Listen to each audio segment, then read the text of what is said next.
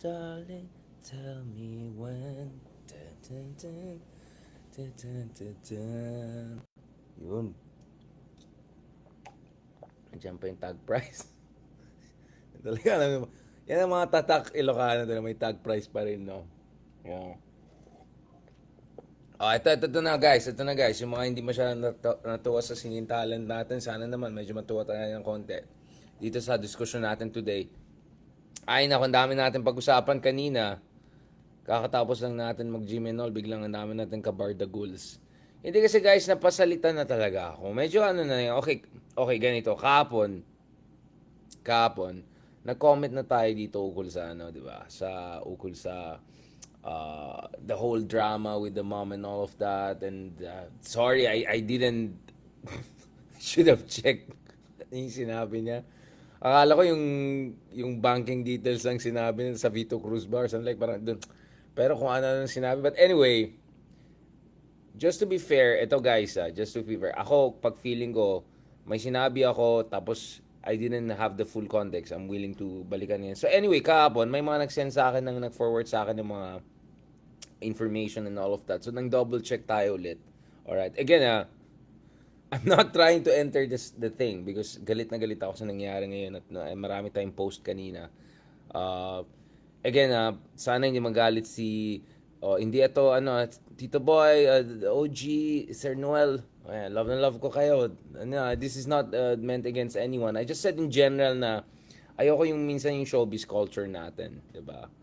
Especially if ito yung nagdi-distract sa atin from really really important things that concern national glory, concern culture of excellence, and all of those things that, Carlos Yulos, double gold victory represented in these Olympics. But anyway, kahapon may mga nag-forward ng mga columns, mga links, mga mess. So, apparently, yung dahilan na, ito sa pagkalam ko, please correct me if I'm wrong, pero parang apparently yung dahilan na nawala ng coach si Carlos Yulo for a while is because yung coach na, yung Hapon niyang coach, because guys, di ba, si Carlos Yulo ay nag-aaral sa Japan. Actually, kakatapos niya nung 2022 yung degree niya in literature. So, he has a literature background and of course, sa Japan siya nagtatrain.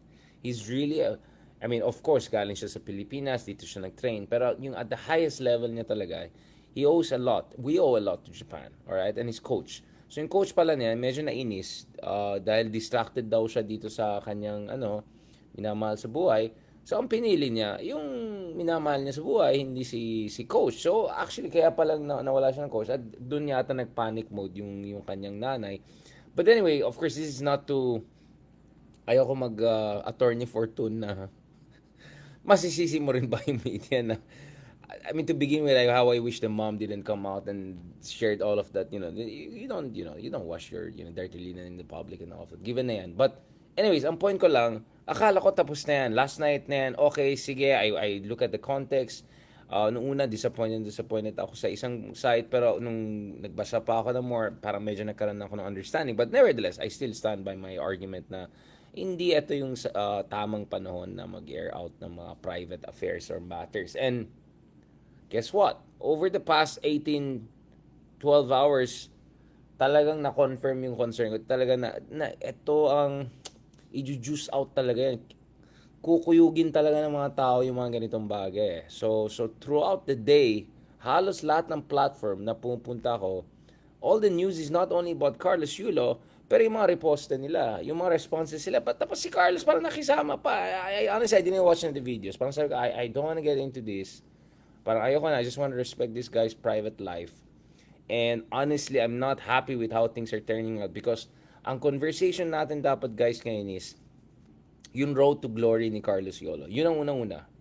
Wala akong problema na kuha tayo ng content. My goodness, he's a double gold medalist. The only one from entire Southeast Asia. He's among very few Asians who have made it that far in gymnastics pa, of all sports. Napaka-demanding, napaka-exacting ng sports, diba? All your core muscle groups are gonna be put under pressure. So, nakakalungkot lang na the content that is coming out. So I'm all for content. I'm active on social media. Okay, I'm all for content. But the content is coming out is literally content ng private life niya, and it looks like everyone is riding on it. All right, everyone is riding on it, and everyone's juicing it in the worst way possible. And then My second concern, which is even bigger to be honest, is ganito. I was actually last night I was also researching ano ba yung peak years, all right, for a male gymnast. So iba yung sa male, iba yung sa female. Now, obviously, you can take a differential standpoint and say it also depends on the individual. Pero generally daw, ang ano na, medyo pa-retire na male gymnast, pag medyo late 20s na. And of course, if you do a rough calculation, you could see that easily Carlos Yulo has at least one more Olympics in him, if not two more. But I think realistically isa pa. All right? In a sense that isa pa na may chance siya mag-gold pa rin. I think definitely can do multiple Olympics pa. Um, but I think three Olympics is really optimal. And you saw the Usain Bolts and Phelps and all. I think after third Olympic, either nag-retire sila or that's it, diba? Um, so he has one more Olympics in him, right? When I mean gold level competition, Los Angeles yung next, diba? So obviously this guy has already a lot of distraction. Um, obviously in personal private life niya, I don't want to comment on that matter because I don't want to add into this. Nakakainis itong marites showbiz culture sa ating Pilipinas. I mean, I'm all for entertainment, okay? I'm all for, I mean, obviously, tao lang tayo, naghanap tayo ng marites, pero grabe, minsan sinesobra na natin. Lahat na lang ginagawang marites. Lahat na lang kung ano nang tinitignan dyan sa Olympics. Alright? Pinagpipiyastahan pa yung mga, ay nako, ayaw ka na magsalita. Alam nyo na yan. Next time na lang sa mga cool pals na naman pag-usapan yung mga, I'm all for entertainment. Ako pa, I like humor. I like it. Pero guys, at some point, tama na, okay? There should be a, respetuhin natin yung moment, okay? Success of Carlos Yulo is a product of decades. The guy is 24-year-old. He started 7. So, almost 2 decades of sacrifice and dedication, right? At the highest level. At hindi lang siya, yung coaches niya, yung mga tao na tumulong sa kanya, and in a way, this is also a reflection of the nation. Diba na against all odds, mga Pilipino, we're not the tallest people, we're not the most physically dominant people or whatever, but we can still win gold medal, multiple gold medals pa in very, very difficult. So, eto na yung moment ng grandeur for the Philippines. Diba? This is a golden moment for the entire country. Alright? Golden moment talaga. So, sayang na natatabunan ng mga ganitong marites and all of that. And the thing is like, parang naging content na siya eh. Like, everyone is using it. I don't wanna name other people. Now, ang worry ko dito is, baka may mga nag-iisip dyan na mag-showbiz na ito. Mag-showbiz na ito si Caloy na to. Juice it out while you have it. Ito na, may momentum ka na, may hype ka na. Ikaw ng pinaka-pogi, di ba? Double G, di ba? Si BBM pupunta na sa'yo next week, di ba? Susunduin ka na sa airport, di ba? Alam na yan, the whole thing. Talagang yung binigay natin kay Manny Pacquiao, yun yung level. Baka more than that pa. Kasi no offense to Manny Pacquiao, I mean, he made great money, he had great glory. People I respect when it comes to martial arts, people like Joe Rogan who only on martial arts, right? Or sports. Sa tingin nila, Pacquiao is one of the best ever, pang GOAT level and greatest of all-time level. Sure. Pero ito guys, double gold. So he's gonna get all of the attention and all of that. So ang worry ko dito guys is there's some people are saying, eto na. Eto na talaga. Eto na, juice out na natin ito. And again, no disrespect to other people. I can also understand that, there are people na entrepreneurial inisip like, oh my God. So ngayon pa lang, 80 million pesos ang na-pledge sa kanya. Condo, although marami nagsalita, bakit isa lang yung condo, di ba? Dapat dalawang condo. And na-upgrade naman from 2-bedroom to 3-bedroom. Di ba? But anyway, so 80 million pesos. Alright. So obviously there's some people worried about yung ano mangyayari sa 80 million pesos na yan. Baka wala na umabot at saka ang daming na-contribute sa success niya. So obviously I understand it's gonna be a difficult, slicing the cake situation down the road. So I hope Caloy get a good finance management. I hope you have a good kind of a mentor, someone who can help you out with this. By the way, kudos also sa tatay mo, si Sir Yulo. Kagabi, shinare ko rin yan immediately after na nasabi niya, tama na, wag na natin labas mga personal issue niyan. Sana nakinig tayo dun sa daddy niya. Yan tuloy. Kung saan napunta naman ng usapan the next day, parang ano ako eh, nararamdaman ko yung sakit na nararamdaman ng tatay niya. Tingnan niyo yung itsura, tingnan niyo paano ako nag-explain siya. Parang ito na nga yung glory moment. How many parents on earth will have kids who win two gold medals, not one but two? And I think that's not even the impressive part. Siguro kung taga US ka or taga Russia, o wala palang Russia this year sa Olympics, no? Kung taga China ka or whatever, parang normal na mag-gold medal mga ano nila. Okay, pero I mean guys, ilan bang naka-gold medal ng ganito sa kasaysayan ng buong ASEAN?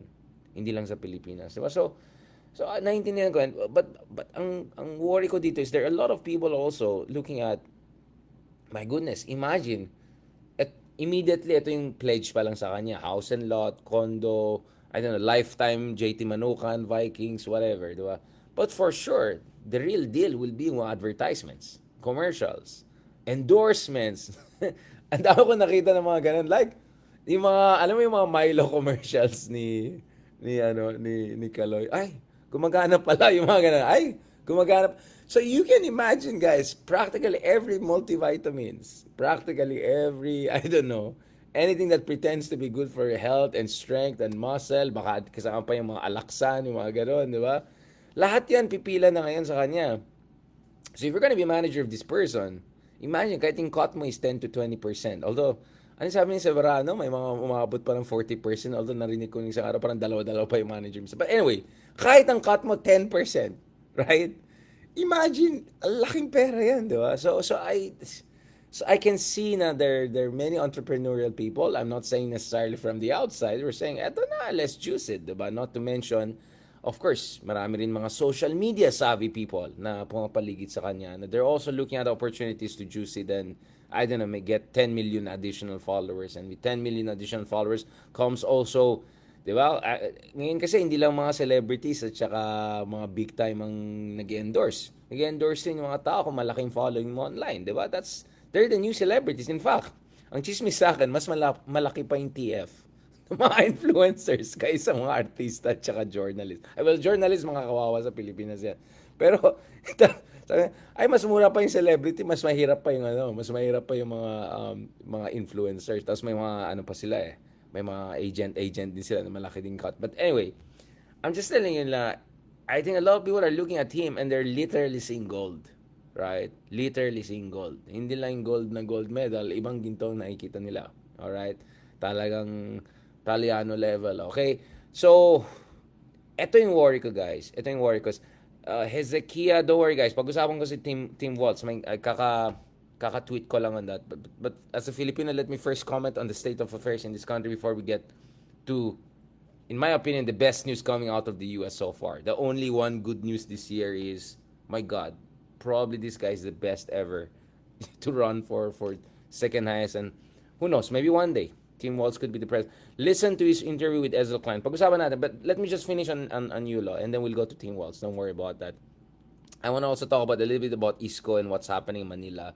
Kasi kaka-confirm lang kanina yung sinabi sa akin the other day na admin will endorse si Mayor Lacuna na. So, Isko will be effectively opposition. But what kind of opposition? So, pag-usapan din natin. But, balikan natin ito, guys.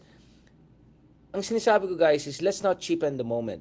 Alright? Let's not cheapen it. Let's not pa-showbiz culture it. I have nothing against show business. Alright?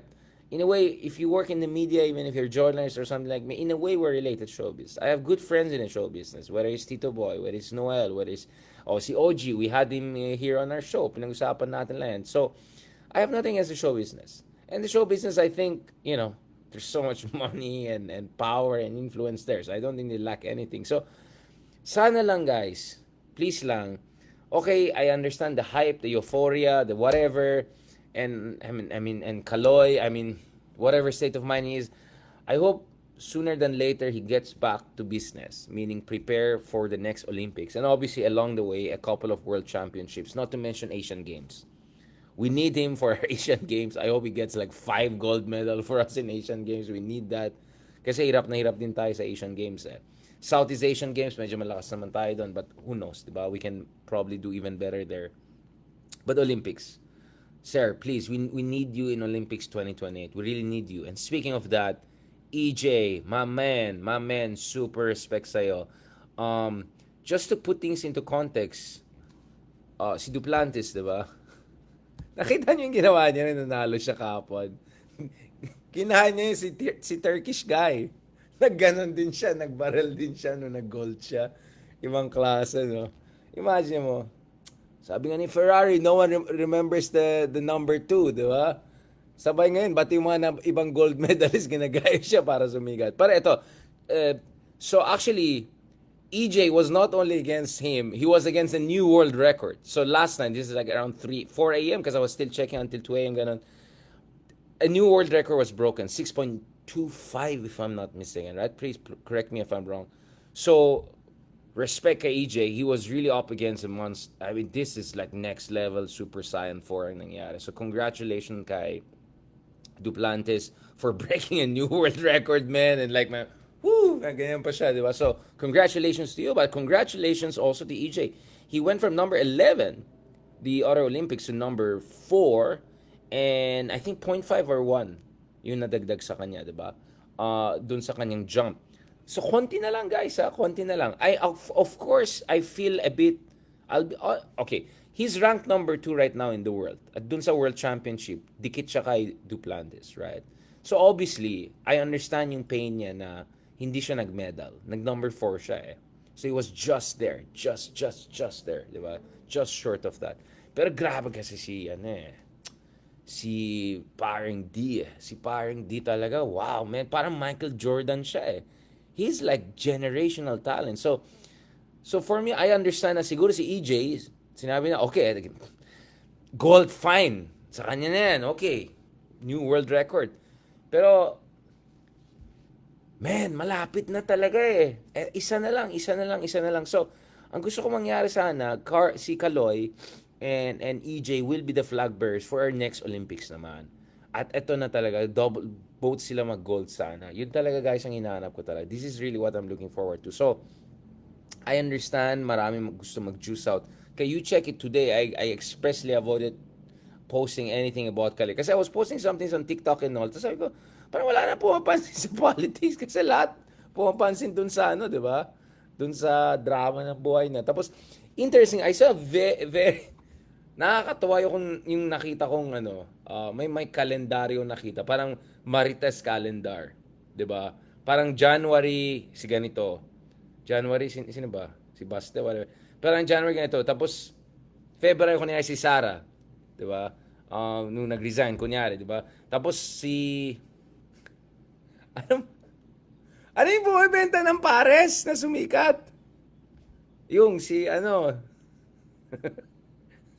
yun, tapos, yung last month naman daw, yung pinagalitan yung waiter na, Sir, Ma'am Sir, yun. So, parang meron silang calendar kung saan, bawat buwan, yung mga nagte-trending na, sila yung, Diwata, yun, kunyari. Exactly, si Diwata. Sabay natin, kunyari, sa March, si Diwata.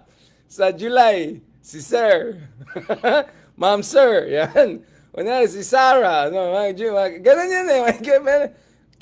Kailangan ko hanapin yung calendar na yan eh. So, ganito parang ganun. Yung mga, tapos Boy Dila. Yung, June ba yun? Yung Boy Dila ba? Yung taga San Juan dito. O yan, Diwata, Boy Dila, si Sir, si Ma'am Sir. Yon. Ayan, Ma'am Sir. So, ayan. So ngayon lalagay ngayon si Ma'am Blonde. Ay si ano pangalan ni Madam? Ayan, bahala kayo diyan. Anyway. Favorite ko yung Diwata Paris. Pinakita ko sa ibang tao. Akala nila totoo. Wait, what? Alam mo yung mukha ni Snoop Dogg? Wait, what? Yung ganyan yung tsura ni Snoop Dogg? Wait, what? Hindi ko rin masisisi yung mga tao. Akala nila totoo yan. Kasi, tingnan mo naman guys, yung opening pa lang ng Olympics na yan, medyo, I think the word I want to use there is unorthodox. Diba? It was quite unorthodox. So yung nilabas yung Diwata na Paris Olympics. But anyways, wala na. Laos na si Diwata. Ano na yan? Boy Dila, si Sir, si Ma'am Sir, whatever. Okay, ganito. So ngayon naman, ito na, bahala ka, ikasya na natin sa isang kalendaryo. Ito si Madam at saka si Ma'am, di ba? Para kompleto ng natin. Okay. Si Sarah, every 2 months yata si Sarah eh. Si Sarah talaga, ano. Ayan, mga ka-Swiftie natin dyan. Alright. Boy Munich. Boy Munich. Hanapin ko talaga yung calendar na yan. The best talaga yung calendar na yan eh. Parang, ano yung parang balahura of the month? Parang ganun ba yan? Ayos yun ah. Hanapin ko guys, pag nakita nyo yung calendar na yan, paki-forward sa akin. Hindi, 6.2 si Duplantis guys. Lumampas siya sa 6. I think 5.9 lang siya, ano, diba, si EJ. Anyway, all respect to EJ and Caloy. And so, so, yun. Flavor of the month. Yeah. Sorry, sabi ko balaur of the flavor of the month. Pero si Diwata parang 2 months siya flavor of the month eh. 'Di ba? Medyo malakas siya eh. Oh, 6.25, 'di ba? Si Duplants tama. So sorry, Diwata, medyo ano na, kailangan mo na i-level up yung game natin. Naunahan ka ba ni Sir? Ni ano?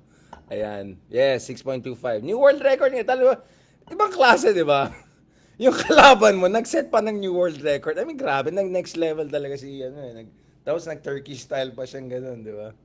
Oh, by the way, may nag-correct sa akin, Sir, may teammate din yung si Turkish boy. Di ba? Totoo ba na British accent siya or AI lang yun? Ay, talagang James Bond yan. Anyway, Alice Go. Yeah, tama. Yun, nakalimutan. Si Alice Go. Si Diwata.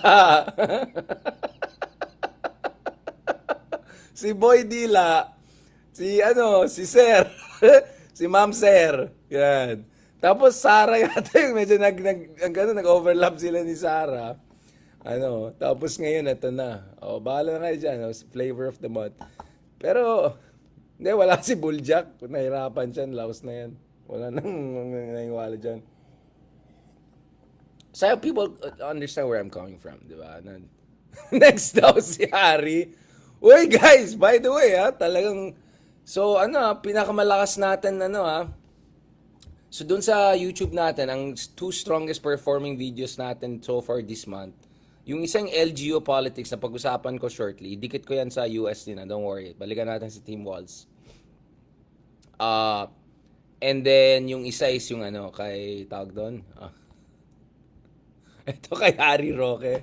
Grabe daming grabe, daming reaction dun sa video namin kay Roque. Meron nang di ba? Medyo nasa watchlist na. Grabe yung nila. Actually, guys, how did we miss that? Si Mr. Supra pala, nahiring na pala siya eh. Kasi mini-message ko si Sherwin, Senator Sherwin. Sherwin, ano ba yung Supra? Yung pala, nandun pala ni Risa. Tapos tinanong sa akin ni Risa, bakit sir libre yung natin dyan? Si Supra dapat. Baka kasama sila ni Supra, yan.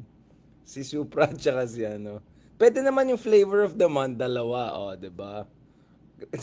Tapos grabe pa naman yung mga tao, yung mga clickbait. Mr. Supranational bears the truth about his free lodging. Yung mga ganun, grabe yung mga clickbait talaga, grabe talaga yung mga clickbait ng mga tao. Bears the truth about this. Tapos si Sarah, si Risa pa naman. Sobrang nangangasar pa siya. Bakit po libre yung nyo? Hindi ko pa alam libre eh. Hindi sila tumatanggap ng bayad ko, hindi sila sumisingil. Tapos ang sagot ni sagot ni Risa, wow, sana all. Sinana all lang na. Oy, grabe ka Sir Ivan. Hindi naman bears the naked truth. Hindi naman. Medyo hindi. Yung pagka-clickbait na hindi pa tabloid. Hindi, tabloid level. Pero hindi pa vulgar ba yan? Vulgar yung tabloid. Hindi naman vulgar level. Pero he bears the truth about his free lodging. Mga ganun, grabe talaga. Hindi talagang. So yun, baka sila Caloy this month. Pero yun na, di ba?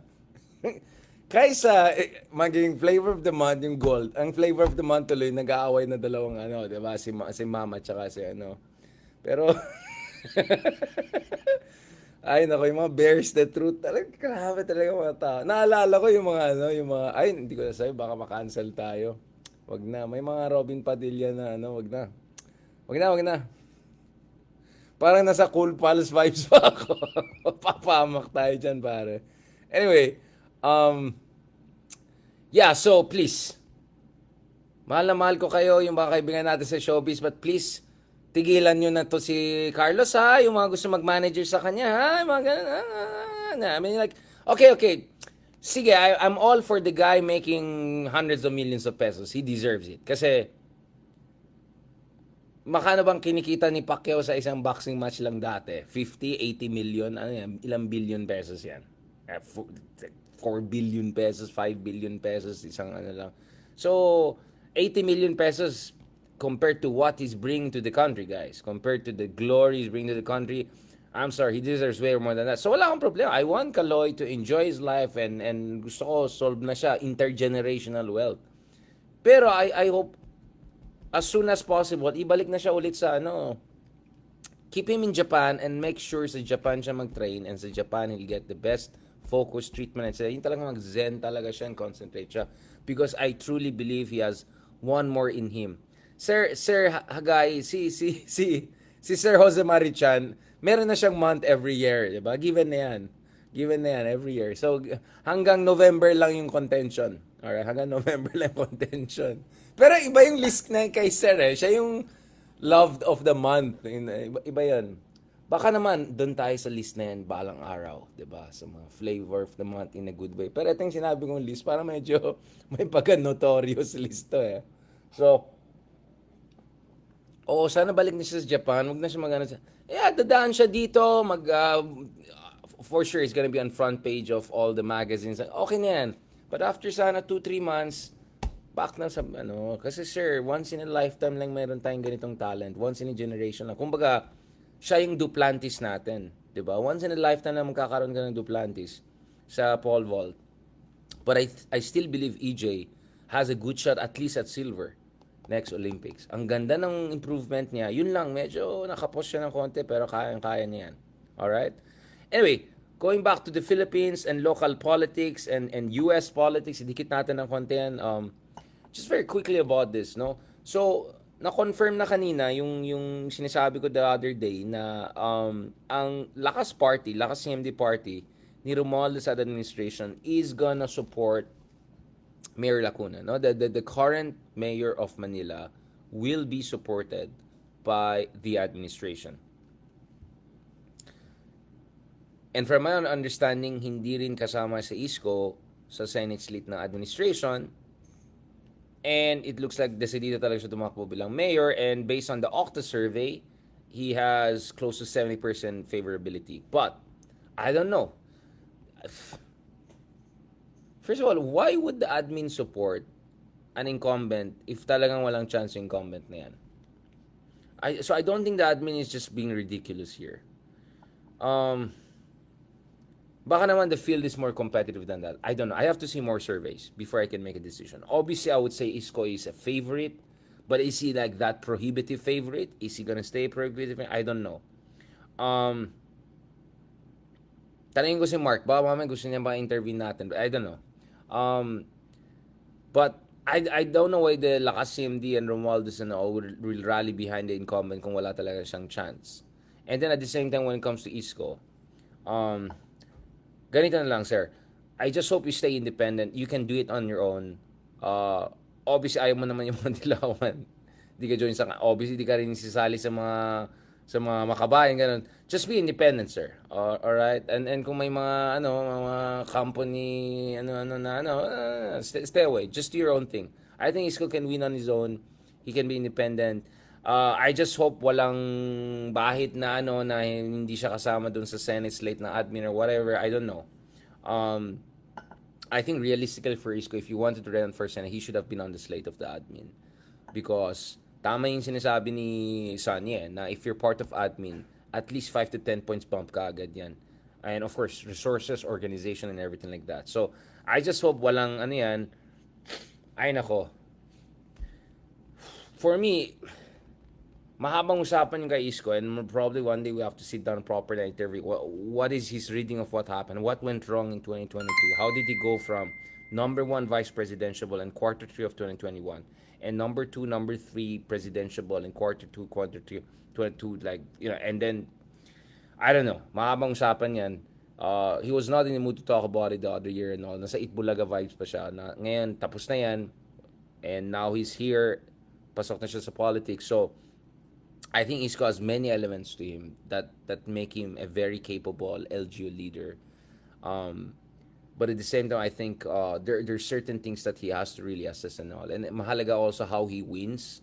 Paano yung pasok niya. Mahalaga na he can keep friends and allies and coalitions together.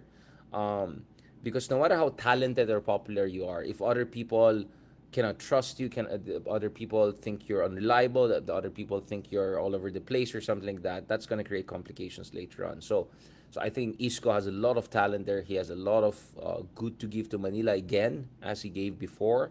I think there's a lot of transformative passion for politics and service there.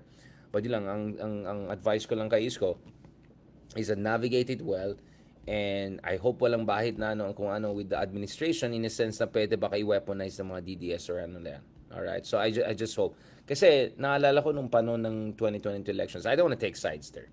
But I think Isko was a little bit overreacting, to put it mildly, dun sa yung hiningi ng opposition na mag-drop out or something. I think he should have just ignored it and just go his own way and say, I'm the third way or something like that.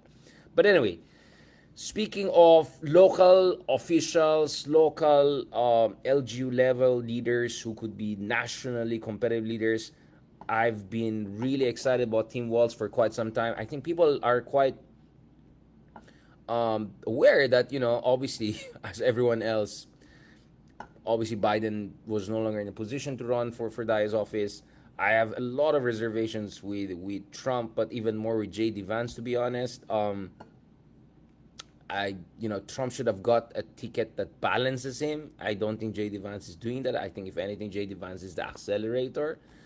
So I think Tim Walz is a fantastic choice because that guy comes from a very similar background as J.D. Vance. But unlike J.D. Vance, he's not the guy who went to Silicon Valley and made friends with billionaires and tech guys, and then suddenly, next thing you know, suddenly now he's trying to play the MAGA card and everything like that. Okay, and play into this culture war and resentment politics. Now I'm saying it as someone who's not sold on all this woke stuff and all that. I'm sorry. There are many things that um, but at the same time, I just don't think J.D. Vance is the right guy, to be honest. I mean, he could be the next president of the U.S., so, I'm taking a risk by already saying this. I don't think he balances ticket well, right? And I think he gave a lot of ammunition to the other side. Kamala Harris, well, mahabang usapan yan. But all I can say for now is, I think Tim Walz is really a special guy. Just listen to his interview with Ezra Klein. It was amazing. I listened to it multiple times. Binalikan ko yan because it's exactly what I always had in mind. Na hindi mo pwede i-demonize yung mga voters ng kabilang kampo. At hindi mo pwede sabihin na, purong mga wala lang alam mga yan. Or purong disinformation. Like, he's saying exactly the things that I've been saying, but in the context of the U.S. And as someone who comes from Midwest, as someone who comes from a humble background, and this is a guy who was a former coach, sports coach, nice Uncle Luke guy, this Midwest accent, kind of Minnesota guy, salt of the earth kind of guy, someone who actually did very well in counties where Trump won, right? Someone who had a very huge margin of victory against his Republican counterpart when he first became the governor. Very impressive, very impressive. And I'm not talking about his CV, guys. I'm talking about his worldview. Ang worldview na is, don't go out there and be judgy and wokey. And what's fascinating in his 1 hour conversation with Ezra Klein, he hardly mentioned anything that was pa-woke. No, he talked about basics. So this is not about some liberal agenda or socialism or whatever or culture wars. No, it's about giving tax breaks so that people can put more money into their health, into their education. It's about providing childcare so that people can have a more higher quality of life. And in fact, in the case of Minnesota, he's done very well to make housing more affordable, to make quality of life higher. Minnesota is not as wealthy as, let's say, New York or Los Angeles, among others, but and a part of me says, if I were to visit US or stay in US as a visiting scholar or whatever. Parang mas type ko pang mga Minnesota than, some of these rich states na anggulo and whatever, diba? So, I always had Governor Newsom and si Shapiro in mind. And to a certain degree si Kentucky Bashir, no? But the first time I heard about Tim Walz and yung binash na sila JD ones, like, these are just a bunch of like weird people. And it was like sobrang boom boom boom boom fast lang siya magsalita, no? It's like, galing, sobrang galing, galing. And it's funny, ang dami nag-comment na, ay, para matanda rin to. Ang sama talaga. Dami sa, oh, he's too old and all. And then everyone posted like, what are you saying? He's actually a few months younger than Brad Pitt yata, di ba? Or something like that. Like, he's almost exactly the same age as Brad Pitt. All right. Now, obviously, Brad Pitt, artista, but the guy is not old. The guy is middle-aged. He's legit. He's legit. And what I like about Tim Walz is that he doesn't get into this. Straight to business. How do you deliver for people? How do you take care of them? Now, we can have a long debate about his track record. I'm sure attacking siya ng mga kaibigan natin, ng mga Republican and all of them. But I'm telling you, as far as the field is concerned, I think he's the best pick ever that any U.S. presidential candidate could make. Honestly, I think some would say he's a presidential ball already as we speak. So let's see. I think it's a very good pick because at least yung sinasabi niya represents the kind of compassionate progressive politics that I believe in. Compassionate in the sense na wag mo i-judge yung kabilang kampo. I mean, this is a guy who comes from the Midwest, so marami siyang mga kapamilya na bumoto kay Trump. Alam ko, a lot of us can share that too. We have relatives who voted for Trump, right? Or we have people very close to our hearts who didn't vote for Obama and they wanted, I mean, alam niya na, all right? I mean, I don't have to say the whole thing. In case of Philippines na bumoto kay Duterte, whatever. The point is, you don't go out there and just judge people and call them fascist and call them this racist and whatever. No, try to understand where they're coming from. And ang gusto ko yung sinasabi ni Tim Walz is tanggapin din ng Democrats, marami silang kakulangan. For instance, wala silang sagot sa cost of living issues like housing.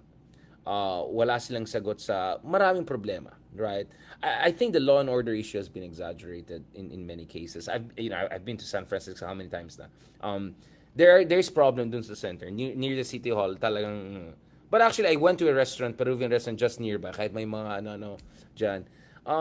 It's not fantastic, but it's not as bad as the other people say. But anyway, my point is, what we need is a kind of a compassionate progressive politics whereby we're not just judging everyone. Now, obviously, there are always going to be extremists on the left and then the right. Ibang usapan na yan. But I think vast majority of people are somewhere in the middle. And what you need to do, guys, there, yes, actually, if you look at the actual numbers, crime rates are actually lower and coming down. Actually, historic low tayo throughout the years. But unfortunately, kasi ang dami nakuha sa mga videos na mga ina-attack ng ganun.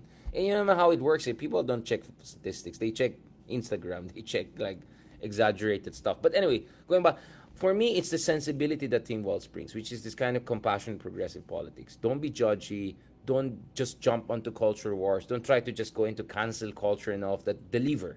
Talk about deliverables. Talk about concrete improvements. At saka, yung sinabi na, tanggapin ng Democrats dapat yung mga kakulangan din nila. There are a number of issues when I don't think... Immigration, for instance, is an issue. Of course, for us Filipinos, we want US to be as open to immigration as possible kasi marami tayong mga kaubayan. I mean, if Trump wins, ang dami mga Pilipino maapektuhan. Ang dami mga pamilyang Pilipino maapektuhan. Diba? Yung mga ibang TNT, yung mga ganun. And then, I don't know, obviously some people don't care, but I happen to care. We know how ICE agents were really, really aggressive during Trump time. So, mas mahirapan yung iba to rejoin their family in the US. Mas mahirapan kumuha ng visa, etc. I mean, but having said that, Tim Walz is also right in the sense that he's saying, yeah, but we cannot also say na let's just stick to status quo. It's a mess. Right? Kung sino-sinong dumadaan dyan sa borders nila ngayon. So something has to be done about it. There has to be some intelligent, reasonable approach to some of these fundamental issues. Ang hindi ko alam masyado kay Tim Walz is his foreign policy. So I know a little bit about Shapiro. Obviously, probably one reason also Shapiro was not picked is because some progressives had concerns about his foreign policy positioning on a number of contentious issues that you can guess. I really don't know much about Tim Walz's foreign policy, so that's something I want to look at. In fact, I'm even looking at Kamala Harris's foreign policy. Gordon, the guy who's running her national security council, seems to be an interesting guy. I'm checking the books and all of that. Seems to be pretty interesting people. But let's see. Let's see. It's becoming an interesting race.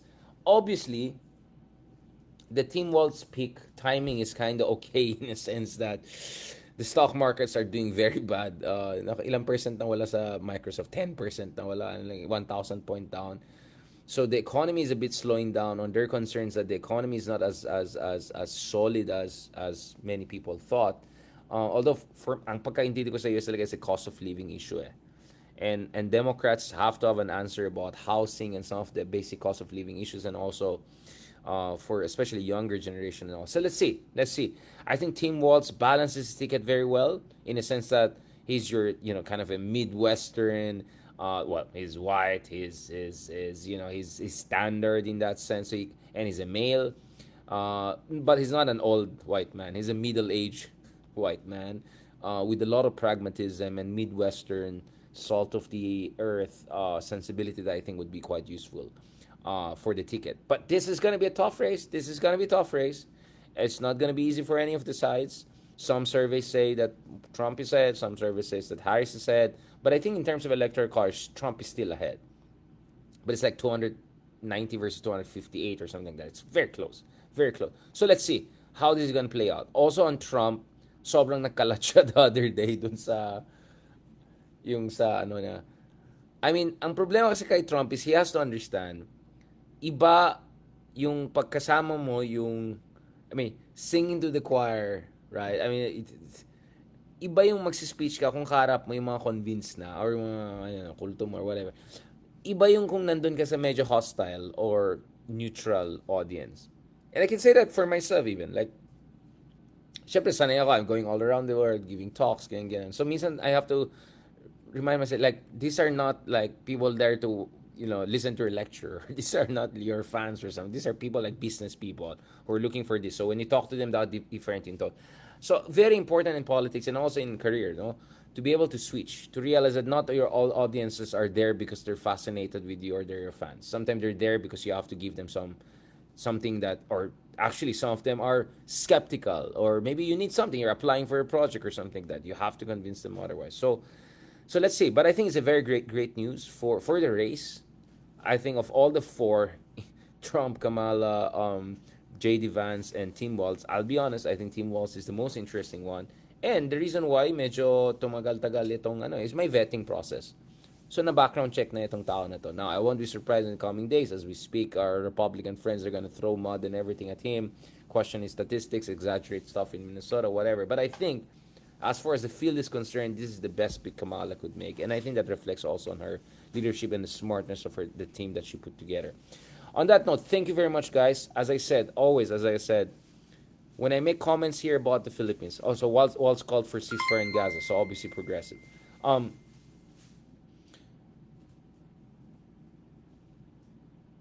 As I always say, yung mga sinasabi natin ukol sa Pilipinas, ito hindi base dahil sa konyotic ek natin, kaikbangan natin. No, this is about, guys, pumunta tayo all around the world. Nakikita natin yung potential ng Pilipinas. Naintindihan natin yung mga kailangan ng Pilipinas. Naintindihan natin yung mga kakulangan sa Pilipinas. Naintindihan natin yung mga kailangan natin gawin. No? It's based on deep reflection and all. Kaya kanina, I took issue with a friend of mine who took issue with me na hindi naman siya yung tinatamaan ko or anything like that. I was just saying in general na ayoko ng showbiz culture style na approach kay Caloy and all of that.